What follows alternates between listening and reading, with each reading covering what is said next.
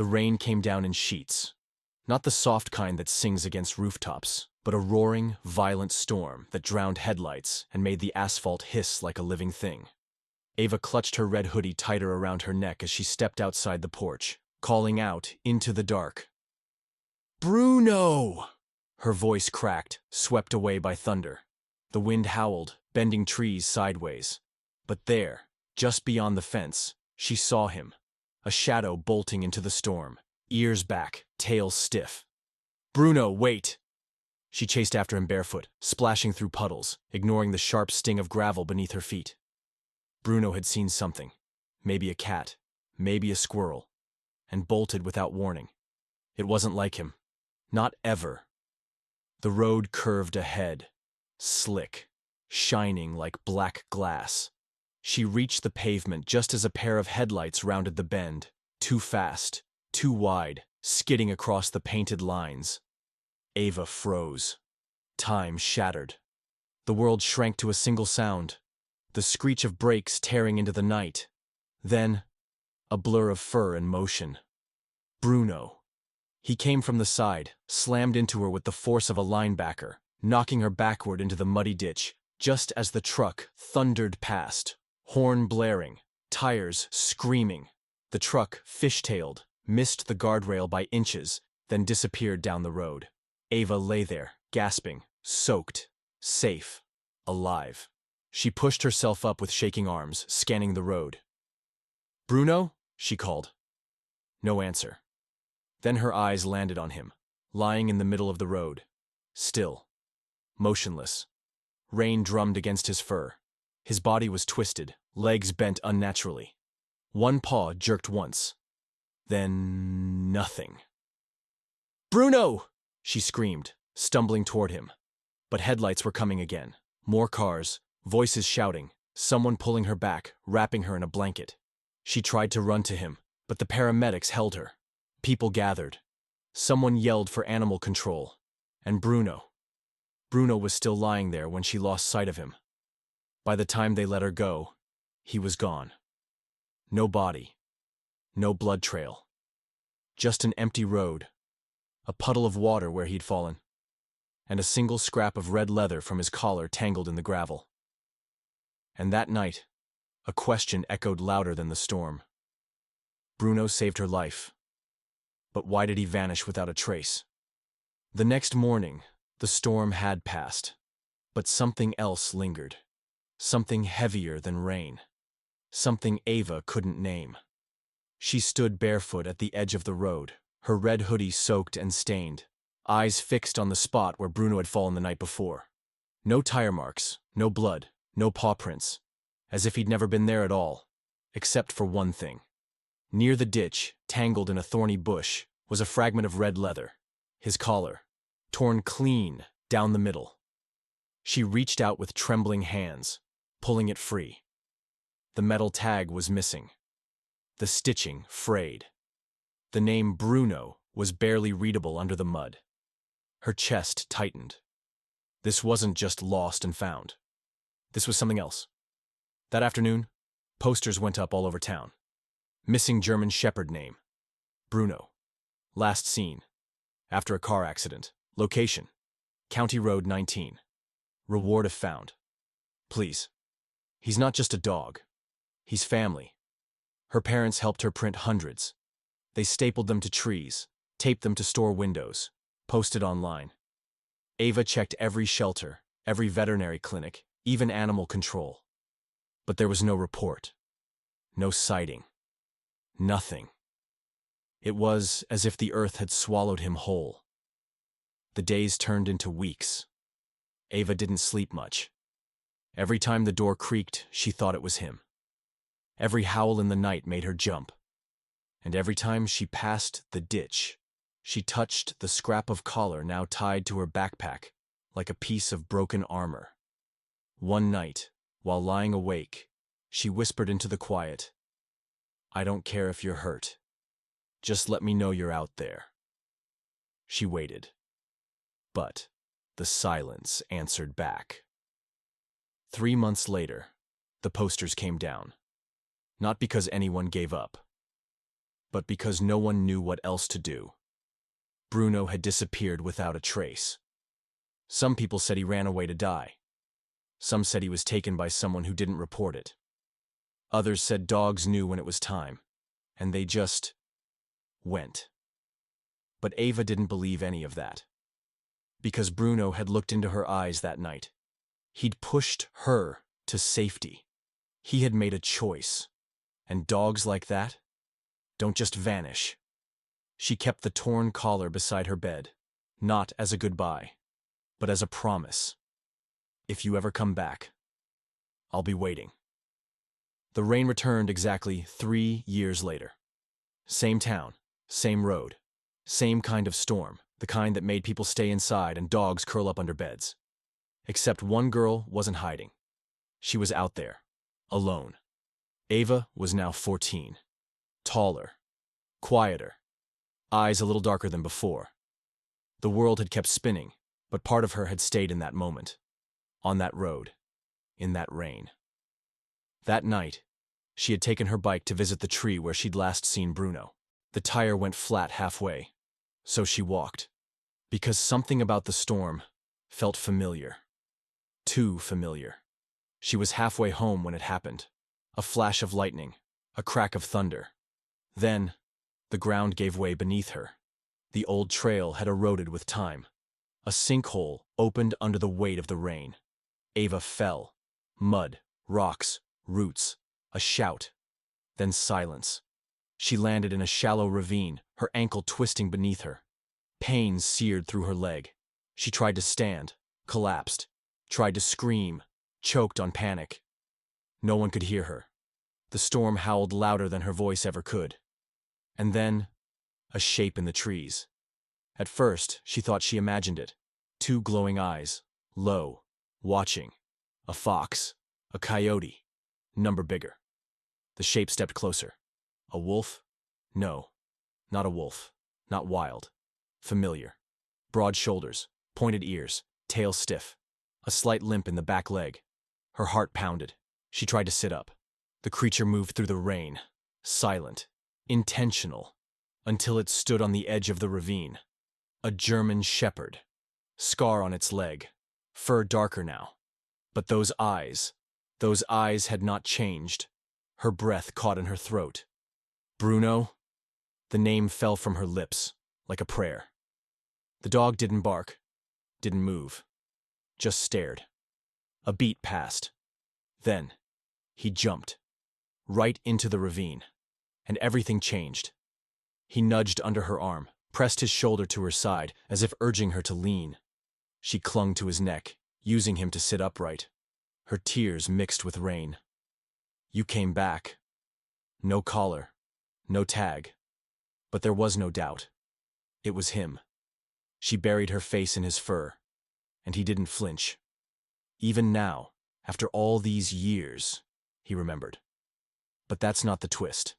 The real shock came when she noticed the scar. Not just on his leg, but on his neck. A deep mark, partially healed, as if something had once been chained there.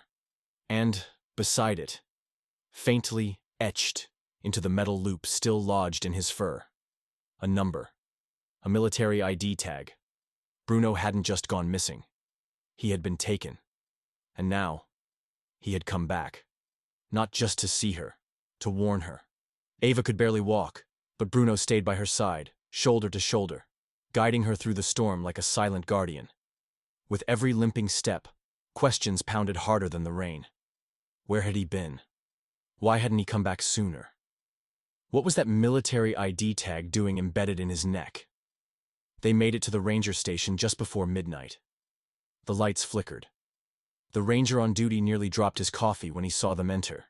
A soaked, injured teenage girl, and a massive German shepherd limping beside her like a soldier returning from war. They wrapped Ava in blankets, called her parents, called a vet for Bruno. The ranger noticed the tag, pulled out a flashlight. Wait. This isn't a normal collar, he muttered. He scratched off the dirt. Numbers gleamed under the beam. K9 Unit, F4271. Division, Fort Oak Ridge Military Base. The room went silent. "Ma'am," the ranger said slowly, "this dog was government property." The vet visit, more than just a checkup. At the emergency clinic, the vet examined Bruno. Ava sat by his side, refusing to let go of his paw. When the x-rays came back, everyone in the room froze. Old scars around the neck consistent with shock collars. A chipped tooth from forced muzzle use. Muscular damage on the legs indicating repetitive overexertion. And finally, a microchip. But when they scanned it, the screen flashed red. Status: deceased date of deactivation, 18 months ago. He was declared dead, the vet whispered. But he's right here, Ava said. Alive. Breathing. Shaking with fatigue, but not fear. The deeper layer. A dog's second life. Days later, Ava and her parents were contacted by a military investigator. Turns out, Bruno wasn't just missing. He had been picked up after the accident by an off-duty contractor who didn't report him. Recognizing his potential, the man sold him into a covert canine training ring, one that conditioned retired or lost military dogs for illegal security work. Bruno had been one of their strongest, until one day, he broke free. He escaped. But instead of disappearing into the wild, he came back for her. The media breaks the story. Once the truth surfaced, the story exploded online. Dog declared dead returns to save original owner. Girl proves her dog never forgot. Government training exposed by 14-year-old girl and her hero dog. Ava refused interviews. She didn't want the fame. She only wanted one thing: to make sure Bruno never gets taken again. But the story wasn't over, because when the government came knocking, they wanted him back. The letter arrived in a plain envelope. No warning, no apology, just cold, typed words stamped with a government seal. Subject: Reclamation Request, K9 Unit F, 4271. You are in unlawful possession of a classified K9 military asset. Ava read it once, then again. She didn't understand all the legal terms, but she understood the threat. They wanted Bruno back. The fallout. They said he was property, that he was still federally tagged, that he belonged in a secure government facility, not with a teenage girl in a small-town neighborhood. The media, once sympathetic, turned divided. Half the country called it a betrayal. The other half called it protocol. But Ava? She didn't care what anyone called it. She stood in front of the courthouse that morning with a folded poster in her hands. The same one she had made 3 years ago when Bruno first vanished. Her red hoodie still fit, just barely. Bruno walked beside her, wearing the torn collar she had sewn back together with her own hands. Inside the courtroom, the room was packed. Cameras lined the back. The air buzzed with tension. The opposing counsel, a stiff military rep in a gray suit, began coldly. This dog is a retired asset. He was lost during covert operations and improperly retrieved. He cannot remain in unauthorized civilian custody. Ava's attorney stood slowly, then looked at the judge. Your Honor, we have something that outweighs paperwork. A bond. He played the footage. The dash cam that caught Bruno dragging Ava from the ravine. The photos from 3 years earlier, Bruno at her birthday. The vet reports detailing abuse suffered after he was taken, but none of it matched what came next. Ava took the stand and said 6 simple words. He saved me. Twice. Let him stay. The twist in testimony. Just when the courtroom thought they'd heard it all, Ava opened her backpack and pulled out a toy, faded, chewed, and still damp from the storm. Bruno's favorite. She rolled it across the floor. The massive German shepherd, who had been silent the entire trial, stood up, walked across the floor, and laid beside her feet without hesitation. The courtroom gasped. The judge adjusted his glasses. Case dismissed. Aftermath. The medal. And the message. Bruno was officially retired from service and declared permanently bonded to Ava Monroe. That afternoon, at a small-town ceremony, the mayor placed a medal around his neck. For courage beyond command. Ava didn't make a speech. She simply knelt beside him, hugged him tight, and whispered what only he would hear. "You're not just my dog, Bruno. You're my reason I believe in coming back." But what neither of them knew was that someone had been watching them from the edge of the crowd. A man in sunglasses, holding a photo.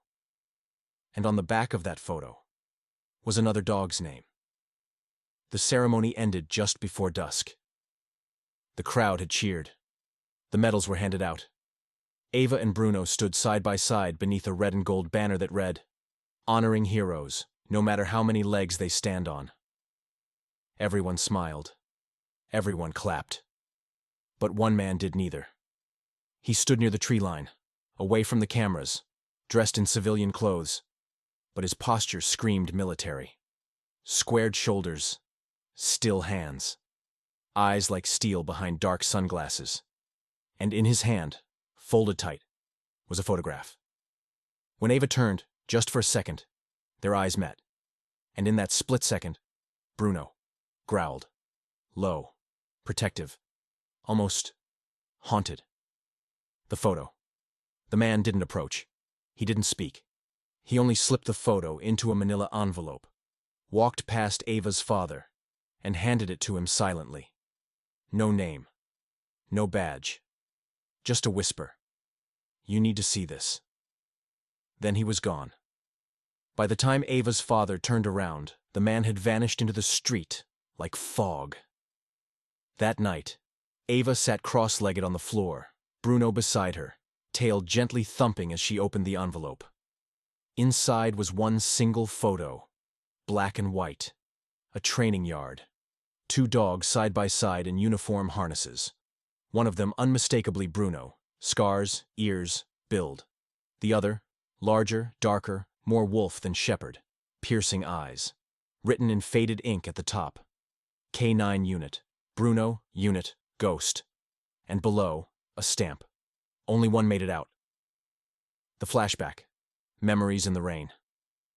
As Ava stared at the image, Bruno stood up, slowly, and walked to the window. He pressed his nose to the glass. The rain had begun again. His tail didn't wag. His ears twitched, alert, then dropped. And for the first time in years, Bruno whimpered, not out of fear, but recognition. A sound of mourning. The truth comes crashing down. Her father did some digging. A call to an old contact. Another call to a base that didn't exist on any map. What they discovered shattered everything.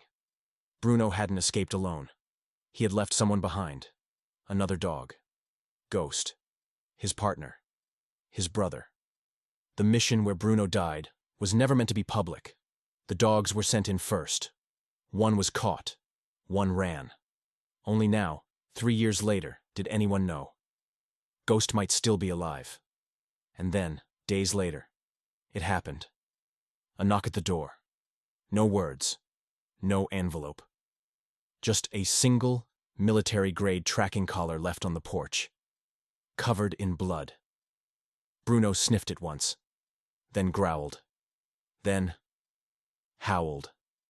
The past wasn't done with them. And Bruno was about to take Ava straight into it. The house felt different after the knock. Quieter. Thicker. Like the air itself was holding its breath. The blood-stained collar lay on the table, the tag glinting faintly under the kitchen light. It read, Unit. Ghost. And Bruno? He hadn't stopped pacing since. A map from memory. The next morning, Ava spread out an old highway map.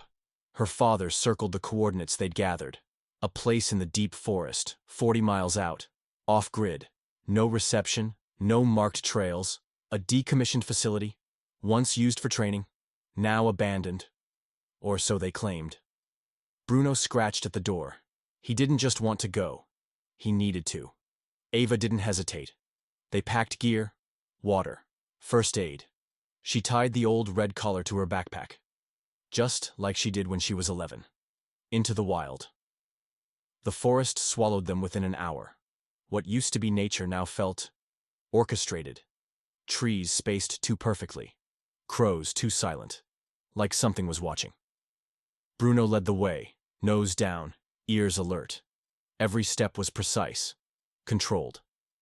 Ava followed, her hand brushing his back now and then, not to guide him, but to ground herself. After hours of hiking, the brush cleared. There it was. The compound. Barbed wire rusted. Gates half collapsed. But in the center stood a long concrete building with a single word faintly painted on the side. Obedience. The echoes of the past. They crept inside.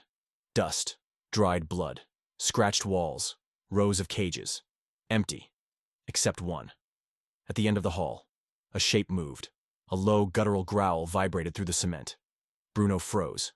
Then he stepped forward, one paw at a time.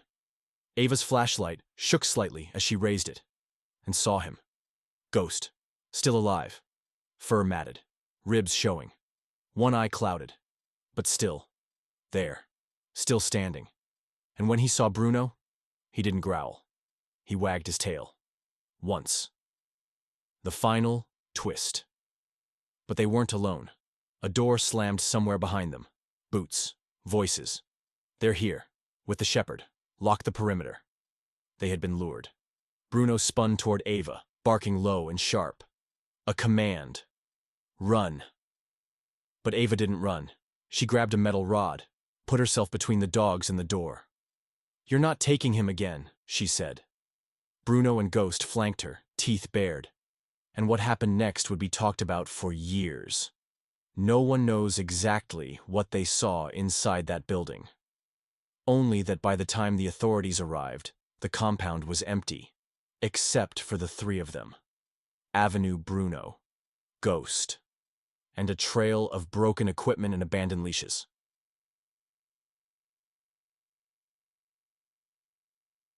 The return home. Weeks later, the story broke. 2 dogs, 1 girl, and a rescue operation the government can't explain. Ghost was rehabilitated slowly. Ava's home became a sanctuary. They didn't go viral, they didn't sell their story. But one night, Ava posted a single picture. Her in the middle, Bruno on the left, Ghost on the right. And in the caption, "He didn't come back just to save me. He came back because someone else never made it out. Now, we're all home."